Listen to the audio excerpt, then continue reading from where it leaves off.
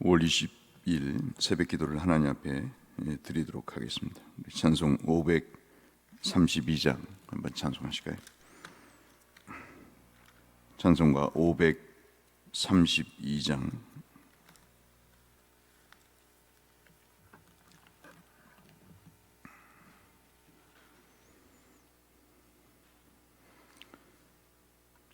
찬송 532장입니다. 주께로 한 걸음씩 왜 가지 않느냐, 내 죄를 자복하고 그 앞에 나가라. 한 걸음씩 한 걸음씩 주께 나오라. 주님께 아뢰이면 너 복을 받으리라. 값없이 주는 은혜 너 거절 말아라. 주께로 한 걸음씩 너 빨리 나가라. 주께서 너를 맞아 내 죄를 사하리. 한 걸음씩 한 걸음씩 주께 나오라. 주님께 아뢰이면 너 복을 받으리라. 값없이 주는 은혜 너 거절 말아라. 주께로 한 걸음씩 곧 와서 아뢰라. 기쁘게 너의 몸을 주 앞에 드리라. 한 걸음씩 한 걸음씩 주께 나오라. 주님께 아뢰이면 너 복을 받으리라. 값없이 주는 은혜 너 거절 말아라.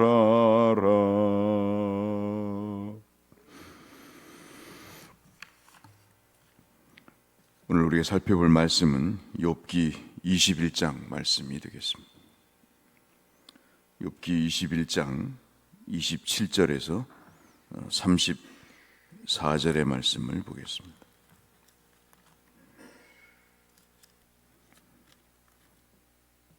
오늘 성경 통독 범위는 욥기 21장부터 24장까지의 말씀.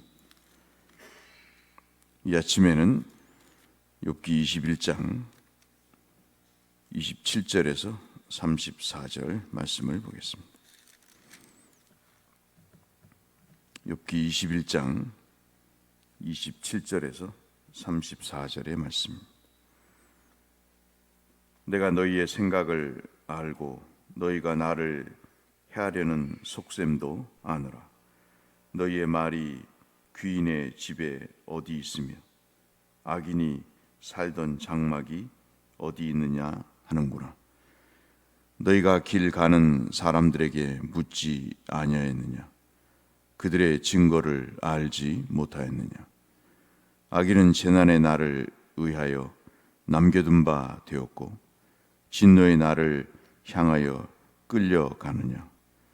누가 능히 그의 면전에서 그의 길을 알려주며 누가 그의 소행을 보응하랴?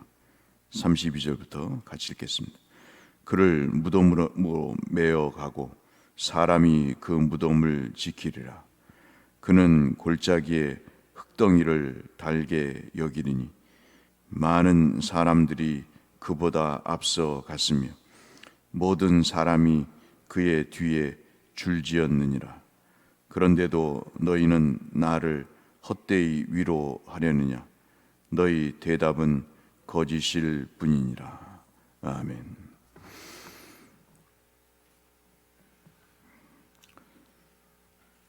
좀 살다 보면 사람과 말싸움을 한다는 게 참 어떤 때는 힘겹고, 말씀드렸다시피 내 생각을 알아듣지도 못하는 사람에게 전한다는 게 참 쉬운 일이 아니고, 지쳐가고 심지어는 참 용기가 나지 않는 세상에 힘쓰는 일보다 더 어려운 일이 그런 것이 아닌가 하는 생각을 가져봅니다.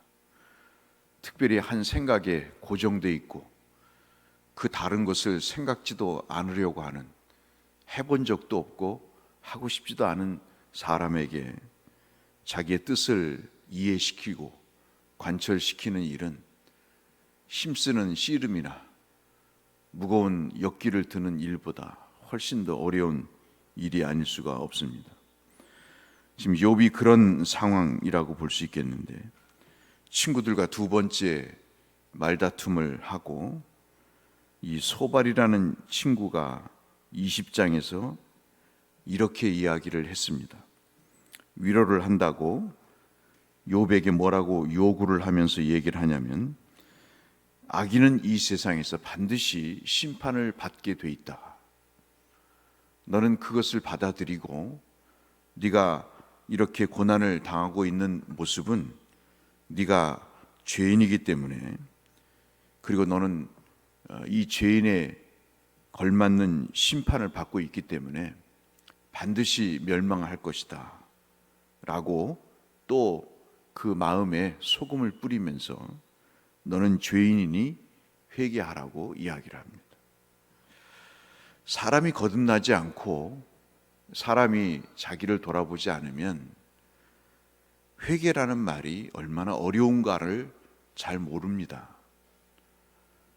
자기를 성찰해 보지 않고 그리스도를 인격적으로 받아들여서 영접해 본 사람이 아니면 회개가 왜 필요하지?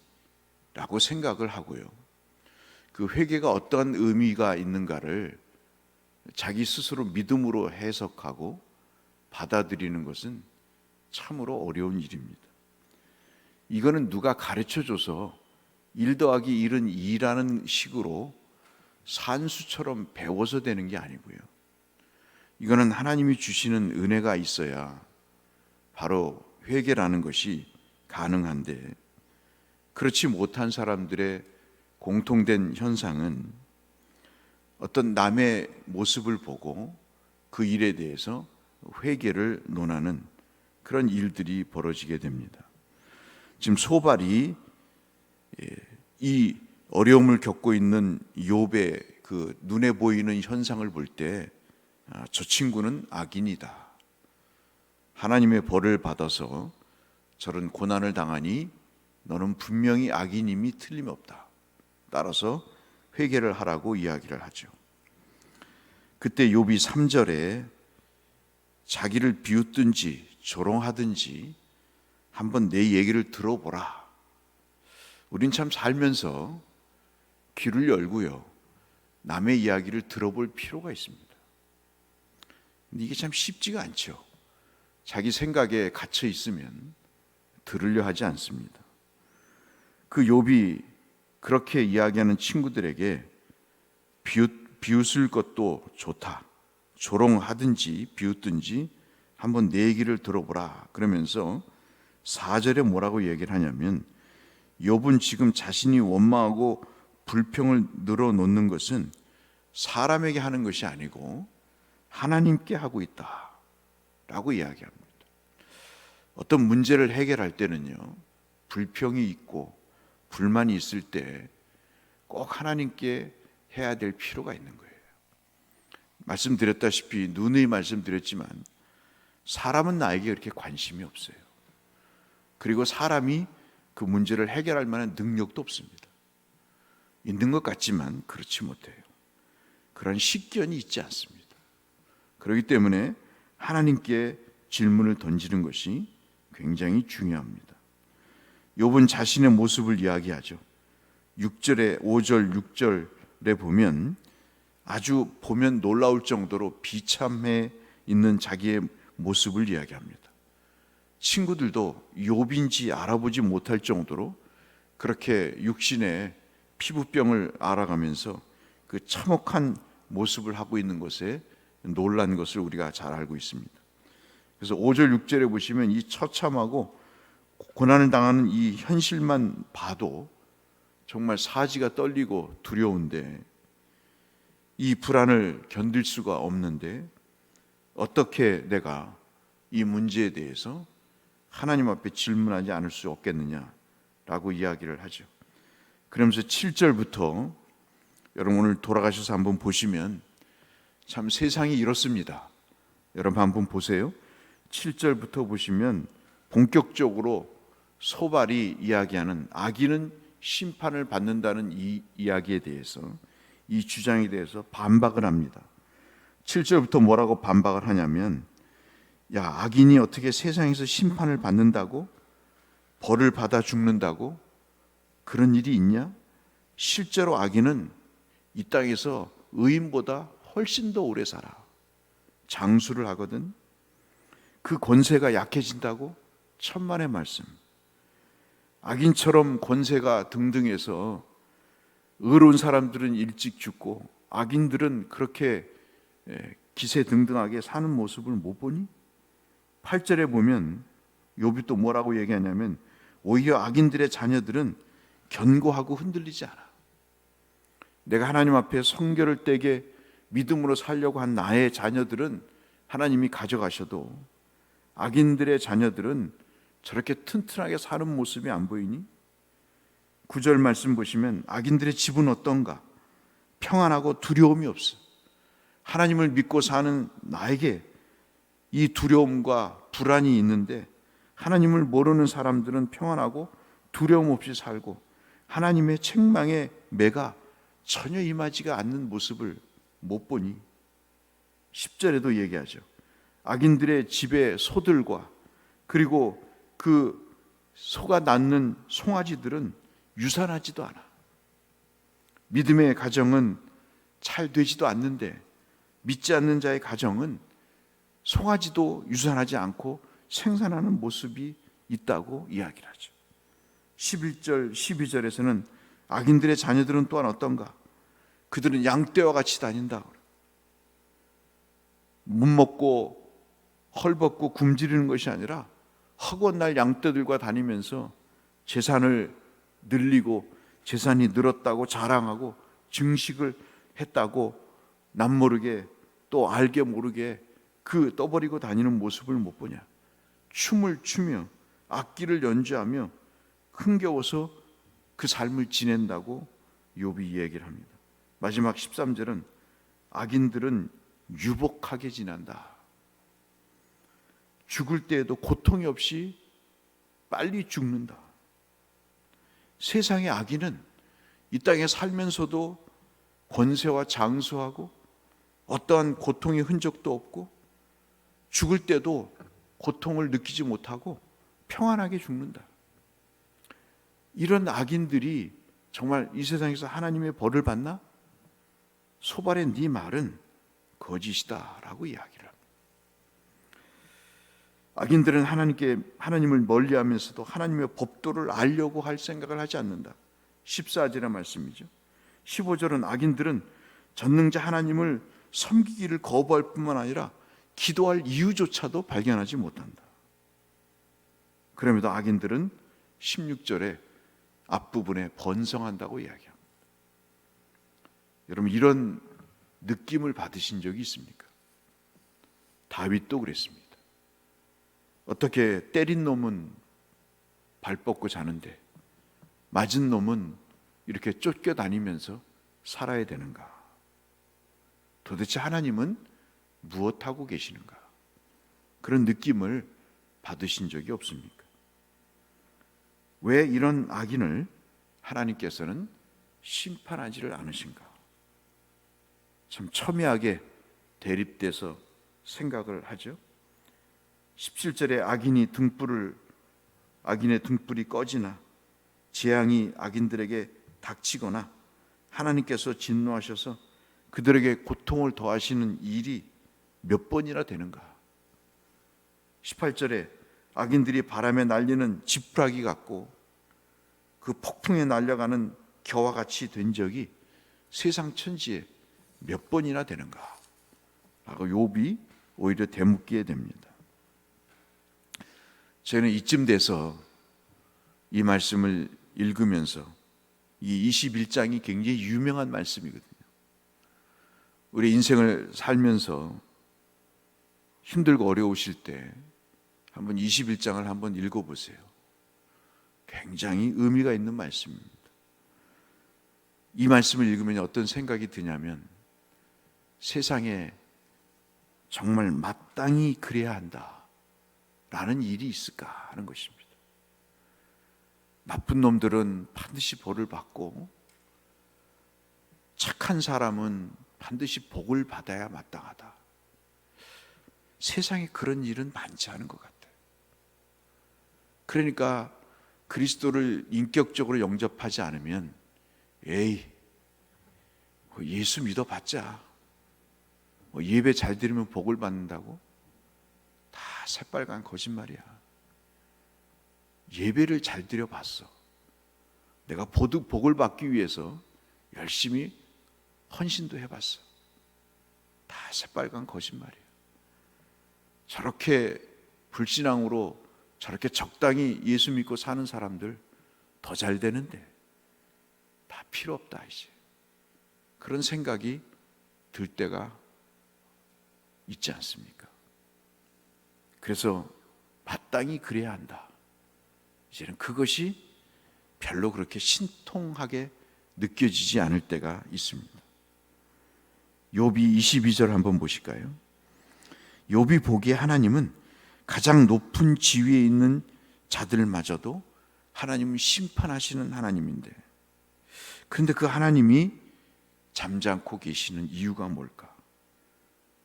그래서 질문을 합니다. 오늘 말씀처럼 그런 질문을 하게 되는 것이죠. 어떤 사람은 죽을 때까지 기운이 넘쳐나고 평안한 삶을 누린다고 23절에 이야기합니다.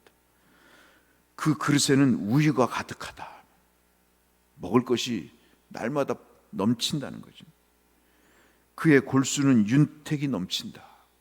얼굴이 번지르르하고 그 외형새가 너무나 영양이 넘쳐서 참으로 부럽기 그지없다고 24절에 이야기합니다. 하지만 어떤 사람은 마음의 고통을 당하면서 죽게 된다. 단 한 번도 풍요로운 그 삶을 누리지 못하고 죽을 때까지 고통 속에 죽게 된다고 25절에 이야기합니다. 그런데 기가 막힌 말씀을 하세요. 26절에. 여러분 이 말씀을 꼭 기억해 보세요.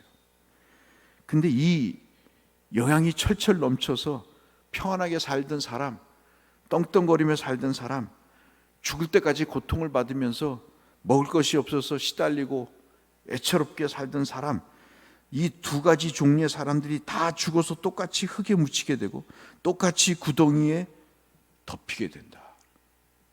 그렇죠? 부자로 살든 가난하게 살든 병 없이 살든 병 있게 살든 다 흙에 묻히게 된다고 26절에 이야기합니다. 악한 자나 그렇지 못한 자나 죽음 다음에는 그 육신이 똑같이 흙에 묻히고 구덩이에 덮이게 되고 악인의 하나님의 심판이 있는지 없는지 어떻게 말할 수 있겠는가? 라고 하나님께 질문을 던지게 되는 거죠. 이게 뭡니까? 하는 이야기입니다. 이 질문 속에 우리는 묵상을 하게 되죠. 죽음이 끝인가 하는 것입니다. 소발은 죽음 이후로는 생각을 해본 적이 없어요. 그런데 욥은 그 죽음 이면에 그럼 무언가 있는 것인가? 라고 생각을 하는 거죠. 이 세상에서 악인이 벌을 받고 의인은 복을 받는다고 하는데 그런 마땅히 그래야 될 일들이 일어나지 않는 일에 대해서 나는 궁금하다. 악인이 그렇게 잘 살고 그렇게 권세 있게 장수 있게 그렇게 멋들어지게 사는데 똑같이 흙에 묻힌다 이거예요. 그러면 그 이후에 뭔가 있어야 공평한 것이 아닌가? 지금 이 세상이 그렇게 의인이 어려움 속에서 살고 악인은 잘 돼서 죽는다면 얼마나 불공평한가? 하나님이 침묵하시는 거 보니까 그러면 죽음 이후에 뭔가 있는 것 아닌가? 그래야 세상이 공평한 거 아니겠어요? 그렇기 때문에 하나님이 이 땅에서 삶이 이것이 끝이 아니니까 죽음 이후에 세계가 있으니까 하나님이 그때 정말 악인을 심판하고 의인에게 복을 주시는 것 아닌가? 라고 하나님께 질문을 하는 것입니다. 소발의 친구의 말이 답답하다고 여기면서 하나님께 질문을 하는 거죠. 그래야 좀 살 것 같지 않습니까? 그런데 나중에 우리가 욥기를 보시면 하나님이 답을 주십니다. 참 하나님이 많이 힘드셨을 거다 하는 생각을 가져봅니다. 이렇게 사람이 모르면 답답한 거죠. 영생을 모르면 이렇게 인생이 고달프다고 여기는 것입니다. 없으면 서럽다 그러고 병들면 고통스럽다 그러고 이 땅에 조그만 어려움이 있으면 인생을 끝내겠다고 포기를 하게 됩니다. 그러나 죽음 이후에 영원한 생명이 있다고 생각하면 이 어려움들을 견뎌나가는 믿음이 생기게 되는 거죠. 오늘 21장의 내용은 답은 없습니다. 그러나 인생이 답답하고 참으로 그 문제를 해결할 만한 일이 막막할 때 우리는 하나님께 질문을 던져야 된다는 거죠. 그리고 우리가 짧게는 50, 60, 길게는 100세까지 사는 세대 속에서 이 인생을 다한 이후에 우리에게 영생의 세계가 있다는 그 믿음도 우리에게 굳건히 가져야 될 중요한 믿음이라고 오늘 21장 욥기는 우리에게 우회적으로 말씀하고 있습니다.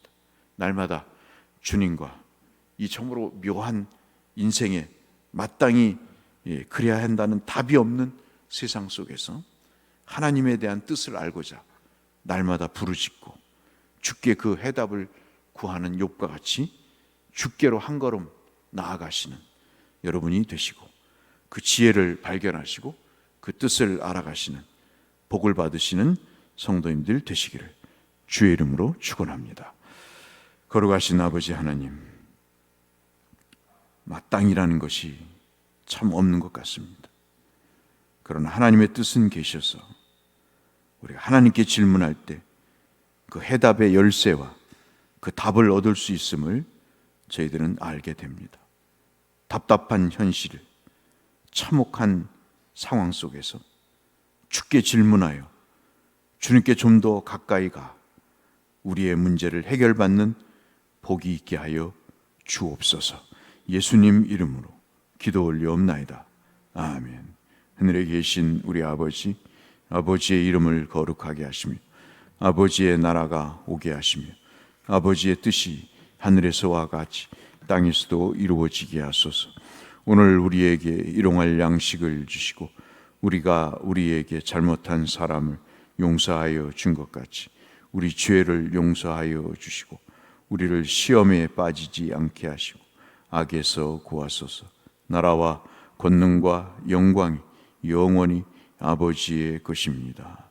아멘. 조석으로 일교차가 심합니다. 감기 걸리지 않으시도록.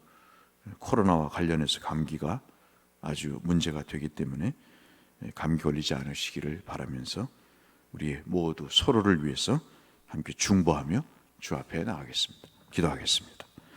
사랑하시는 아버지, 감사합니다. 오늘도 우리에게 은혜를 베푸시니 주님 고맙고 감사합니다. 알 수 없는 세상, 참으로 답답한 세상, 주께 질문하여 우리의 어려운 현실들에 문제들을 헤쳐가게 하시고 세상이 주지 못하는 답, 세상이 알지 못하는 지혜를 주님께 한 걸음 가까이 가 주여 깨닫고 알고 기뻐하는 저희들의 삶의 경험이 있도록 주님 우리의 해안을 열어주시고 주의 법을 보여주시고 주의 길을 알게 하여 주시옵소서.